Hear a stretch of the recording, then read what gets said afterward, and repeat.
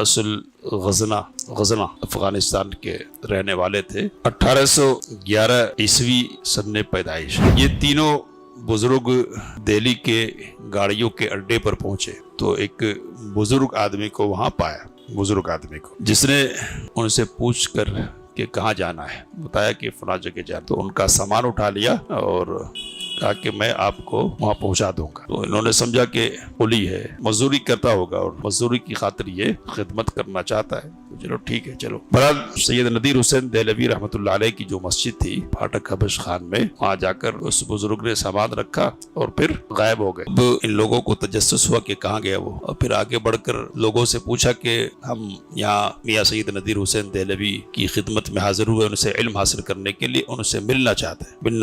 جس آدمی سے پوچھا کہ ملنا چاہتے ہیں، اس نے کہا کہ جو آپ کے ساتھ آیا تھا نا بزرگ، وہی میاں نذیر سید حسین دہلوی رحمۃ اللہ علیہ۔ کہ عبدالجبار غزنوی تفسیر کے دوران جب لفظ اللہ کہتے تھے نا تو ایسا پیارا محسوس ہوتا تھا کہ ایسا ہوتا دل اچھل کر ان کی طرف چلا جائے گا، اور ایسا دل کرتا تھا کہ ان کے ہونٹوں کو جا کر چوم لیا جائے۔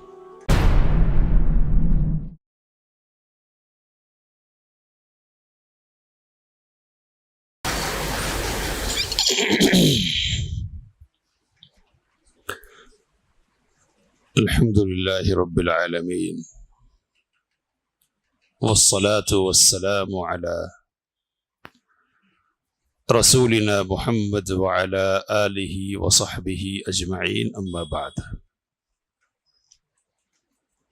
تعارف علماء اہل حدیث کی پچھلی نشست میں مولانا عبداللہ غازی پوری رحمۃ اللہ علیہ کا ذکر خیر ہوا تھا۔ اس ذکر کے ضمن میں سید نذیر حسین محدث دہلوی رحمۃ اللہ علیہ کہا کرتے تھے کہ میرے درس میں دو عبداللہ آئے، ایک عبداللہ غازی پوری اور دوسرے عبداللہ غزنوی۔ مولانا عبداللہ غزنوی یہ سید نذیر حسین دہلوی رحمۃ اللہ علیہ کے ایسے شاگردوں میں سے کہ جن سے توحید و سنت کی بڑی آبیاری ہوئی، اور جن کی زندگی میں قربانیوں کے بڑے نمونے ہیں۔ توحید اور سنت کی آبیاری کے لیے انہوں نے بڑی محنتیں کی اور قربانیاں دی اور تکلیفیں اٹھائی۔ کون ہے یہ؟ اصل غزنہ افغانستان کے رہنے والے تھے۔ 1811 عیسوی سن پیدائش ہے۔ ابتدائی تعلیم غزنی میں حاصل کی ہے، اور پھر وہاں قندھار میں ایک عالم ہوتے تھے حبیب اللہ قندھاری، اس علاقے میں توحید و سنت کی دعوت کے سلسلے میں ان کی شہرت تھی، تو ان سے استفادہ کیا اور پھر دلی تشریف لائے تعلیم حاصل کرنے کی غرض سے۔ دلی اسٹیشن پر جب یہ پہنچے تو ان کے ساتھ اور دو حضرات بھی تھے، اور یہاں ایک قصہ پیش آیا جس میں ہمارے لیے عبرت کا تھوڑا سامان ہے اپنے بزرگوں کے حوالے سے۔ دلی پہنچنے میں جو ساتھی تھے ان کے ایک تھے غلام رسول قلاوی اور دوسرے مولانا حافظ محمد بن بارک اللہ لکھوی۔ تو یہ تینوں بزرگ دہلی کے گاڑیوں کے اڈے پر پہنچے تو ایک بزرگ آدمی کو وہاں پایا، بزرگ آدمی کو، جس نے ان سے پوچھ کر کہ کہاں جانا ہے، بتایا کہ فلاں جگہ جانا ہے۔ تو ان کا سامان اٹھا لیا اور کہا کہ میں آپ کو وہاں پہنچا دوں گا۔ تو انہوں نے سمجھا کہ قلی ہے، مزدوری کرتا ہوگا اور مزدوری کی خاطر یہ خدمت کرنا چاہتا ہے، تو چلو ٹھیک ہے چلو۔ بہرحال سید نذیر حسین دہلوی رحمۃ اللہ علیہ کی جو مسجد تھی پھاٹک حبش خان میں، وہاں جا کر اس بزرگ نے سامان رکھا اور پھر غائب ہو گئے۔ اب ان لوگوں کو تجسس ہوا کہ کہاں گیا وہ، اور پھر آگے بڑھ کر لوگوں سے پوچھا کہ ہم یہاں میاں سید نذیر حسین دہلوی کی خدمت میں حاضر ہوئے، ان سے علم حاصل کرنے کے لیے، ان سے ملنا چاہتے ہیں۔ تو جس آدمی سے پوچھا کہ ملنا چاہتے ہیں، اس نے کہا کہ جو آپ کے ساتھ آیا تھا نا بزرگ، وہی میاں نذیر سید حسین دہلوی رحمۃ اللہ تو اب تھے، تو کدھر گئے؟ کہا کہ آپ کا سامان رکھ کر اب وہ آپ کے کھانے کے انتظام کے لیے گئے ہوں گے۔ تو کچھ دیر ہی گزری تھی کہ سید نذیر حسین دہلوی رحمۃ اللہ علیہ تشریف لائے اور کھانے کے ساتھ آئے۔ تو اب یہ معذرت کرنے لگے کہ آپ کو نہیں پہچانا، اس لیے آپ سے یہ خدمت لے لی، ہم کو بہت شرمندگی ہو رہی ہے وغیرہ۔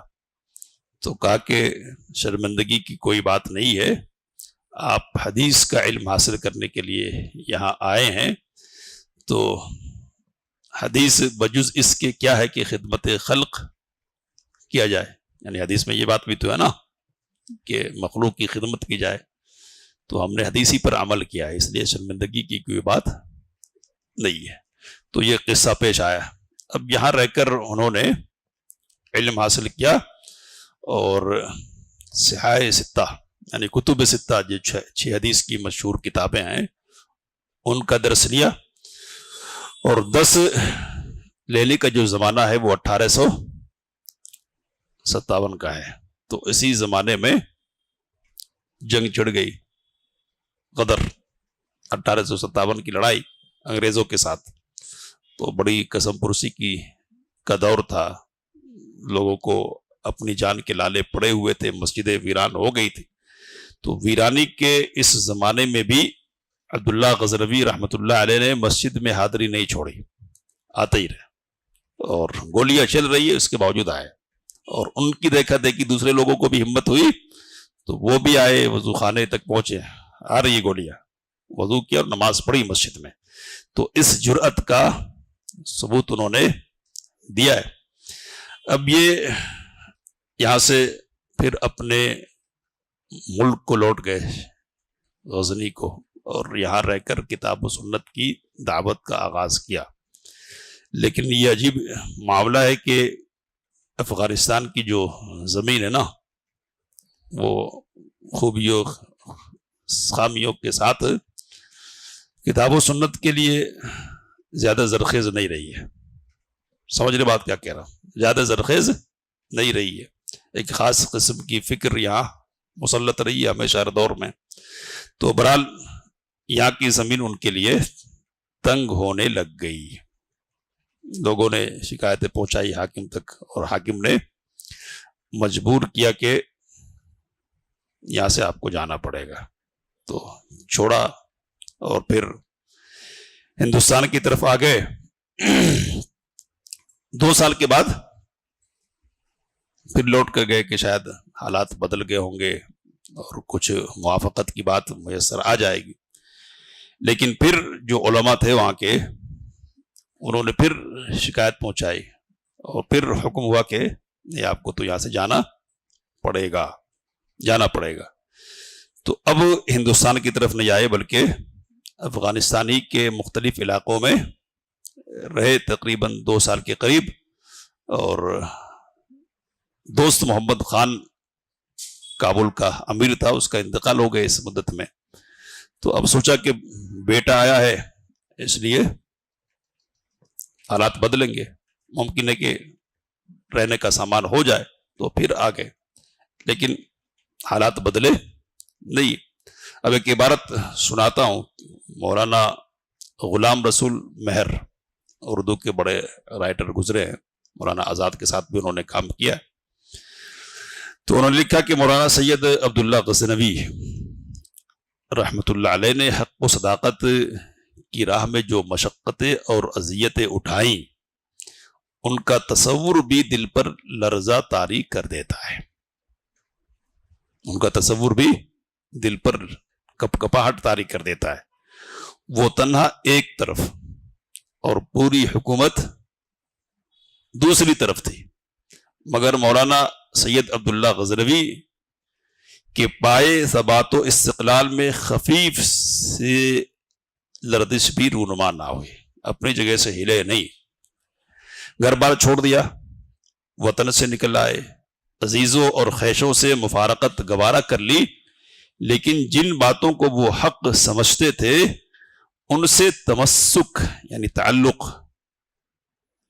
برابر قائم رکھا، اس کو چھوڑا نہیں۔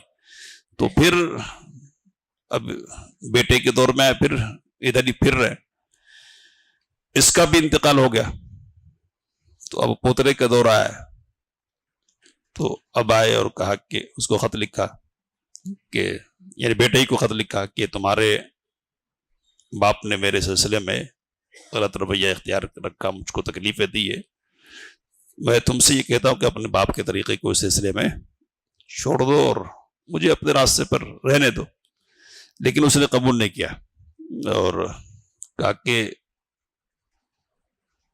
ایک آدمی کی وجہ سے یعنی تمہاری وجہ سے میں اپنے مکمل سارے رعایا کی مخالفت مول نہیں رہ سکتا، اس لیے تم کو جلا وطن ہونا پڑے گا۔ تو دوسری مطلب جلا وطنی ہوئی، پھر اس کا بھی انتقال ہو گیا ہے نا، پھر آئے، اب ہمت دیکھی تو پھر آئے، لیکن پھر مصیبت ہے، تو اب اور لگائی لوگوں نے، تو اب کیا ہے، تو محاذ کھولا لوگوں نے، اور اب کی بار جو بات ہوئی ہے وہ کیا ہے، تو قید کر دیا گیا، قید کر دیا گیا 2 سالوں کے لیے، اور 2 سالوں کے لیے قید کرنے سے پہلے کیا ہے، تو کہا کہ سب نے اتفاق کر کے، پہلے تو جو بڑے وہاں کے علماء تھے انہوں نے کہا کہ اس کو قتل کر دینا چاہیے، لیکن ایک شخص نے قتل نامے پر دستخط نہیں کیا، تو اس کی وجہ سے یہ معاملہ رک گیا،